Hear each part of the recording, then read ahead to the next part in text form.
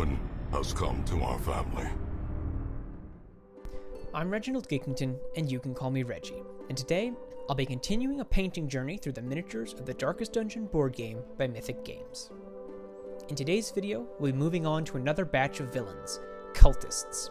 These tenacious evildoers are common foes and only present a minute challenge, but they still deserve as much love and attention from our paintbrush as all the other heroes and monsters. As I mentioned in the last video, there are no tutorials out there for this sort of thing, so we'll be using trial and error to figure this all out. Now, starting off with the Cultist Brawler, the very first step is the black robes and the skin, and for this we're going to use Abaddon Black and Cadian Flesh Tone.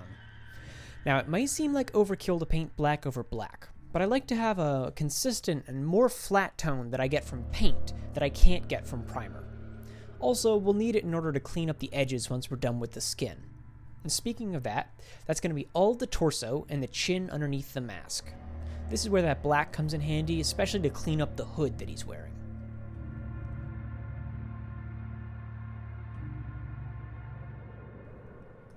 Then we're going to use Leadbelcher on all the metal parts, the disc on his belt, the skull and headdress, and the gauntlet weapon he wears. We're also going to use Mechanicus Standard Gray on the trim of his robes.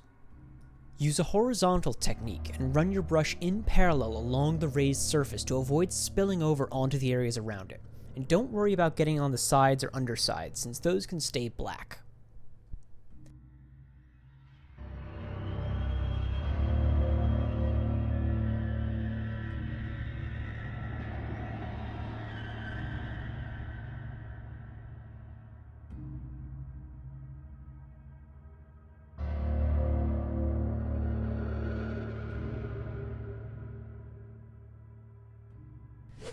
Cultists are quick and easy to paint.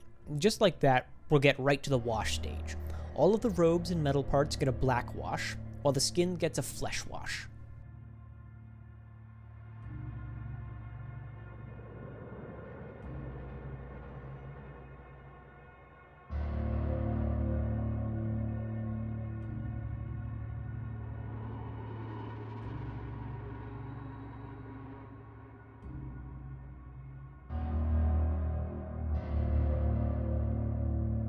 Now we're going to use Flesh Terror Red, a contrast paint, to detail the red of his robes, using one thick coat over all of the gray trim.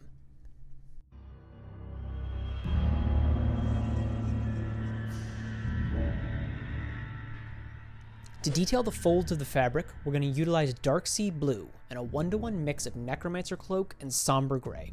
The former will be used to highlight just about everywhere that isn't a recess in the fabric, while the latter is used just as an extreme highlight, on the edges and the brightest areas, like the bent knee. It's up to you how you want to make this mixture. You could, if you so choose, make a 2-to-1 mix instead, and the result will be a less vibrant tone, though I prefer the higher contrast when working on my miniatures.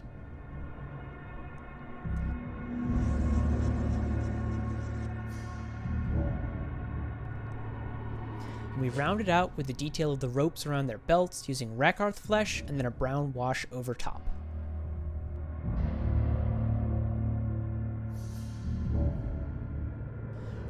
The next step is going to be lightening up the skin, using Cadian Flesh Tone and Kislev Flesh, first by giving definition to the muscles, and then highlighting the brightest spots.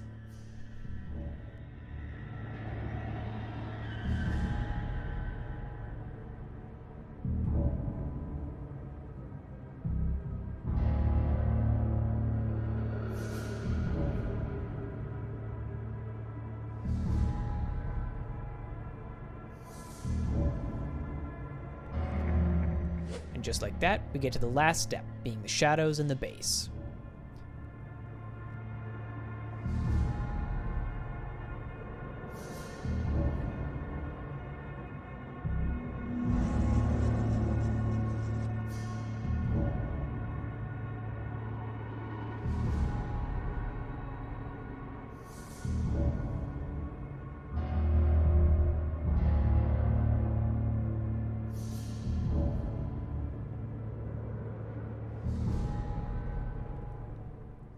For the Cultist Acolyte, the process is very much the same, with only a few minor deviations. We start, of course, with Abaddon Black and Cadian Flesh Tone, and then Lead Belcher on the metal parts, the headdress and the weapon.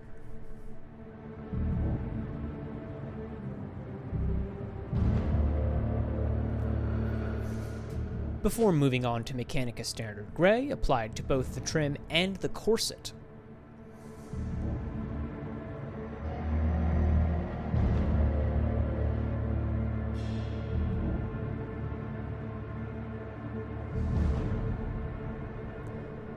Then the washes, Black Wash and Flesh Wash.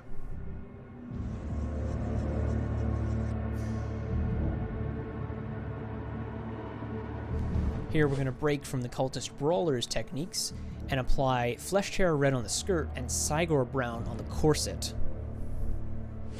Darkseed Blue, Necromancer Cloak, and Somber Grey all go onto the fabric parts.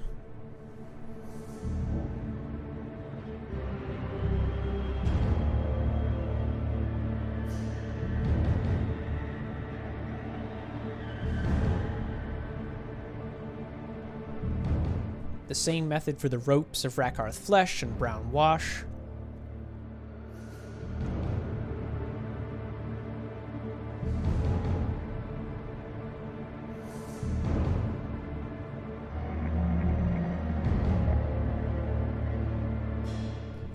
Lighten up the skin with our two skin tones, Cadian Flesh Tone and Kislev Flesh.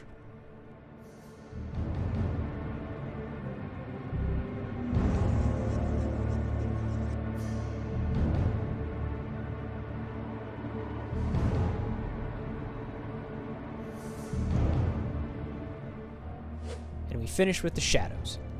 Now, because there's so much black on these characters already, it can be hard to find spots to define with shadow. The best spots are the skin, since the black contrasts heavily with the light beige, but the Cultist Acolyte uses far less exposed skin than the Cultist Brawler. What I recommend doing here is actually using thinned out black wash and a very fine brush, and applying a small amount under each breast, ideally using the capillary action of the corner shape to make a thin black line. Other critical spots include right under the chin and the metal disc on her belt.